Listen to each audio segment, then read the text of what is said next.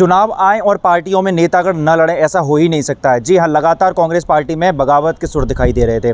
अभी हाल ही में मुकुल वासनिक, जो कि प्रदेश प्रभारी हैं कांग्रेस पार्टी के, वो कमलनाथ के बंगले पर मीटिंग कर रहे थे, जिसमें पूर्व प्रदेश अध्यक्ष और पूर्व केंद्रीय मंत्री अरुण यादव की गैर मौजूदगी चर्चा का सवाल बन चुकी थी।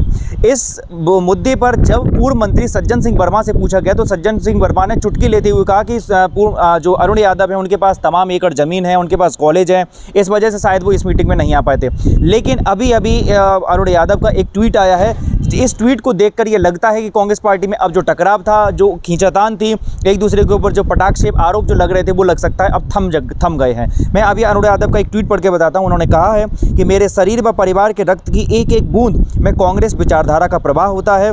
मुझ सहित समूचे परिवार के नाम के आगे यादव लिखा है, ना कि सिंधिया। कहने का अर्थ यह है कि सिंधिया के ऊपर तंज कसते हुए उन्होंने अपनी जो प्रतिबद्धता है और अपना जो समर्पण है वो पार्टी के प्रति दिखाया है। और इस ट्वीट को रीट्वीट करते हुए दिग्विजय सिंह ने कहा है कि शाबाश अरुण, आपसे यही हम सभी लोगों की उम्मीद थी। कहने का अर्थ यह, जिस तरीके से लगातार खंडवा लोकसभा सीट के उपचुनावों को लेकर अरुण यादव की अनदेखी की जा रही थी, इससे अरुण यादव बहुत ज़्यादा खासे नाराज थे। एक मीटिंग में जब मीडिया से बातचीत हो रही थी तो कमलनाथ से यह पूछा गया कि अरुण यादव चुनाव लड़ रहे हैं, तो कमलनाथ ने हैरानी जताती हुई कहा कि मुझे पता ही नहीं है कि अरुण यादव जिस सीट पर लड़ना चाहते हैं, उन्होंने मुझे आज तक नहीं बताया। और फिर जिस तरीके से सज्जन सिंह वर्मा की जो तंज कसने वाली जो शैली थी, उस पर भी लगातार सवाल सामने आए।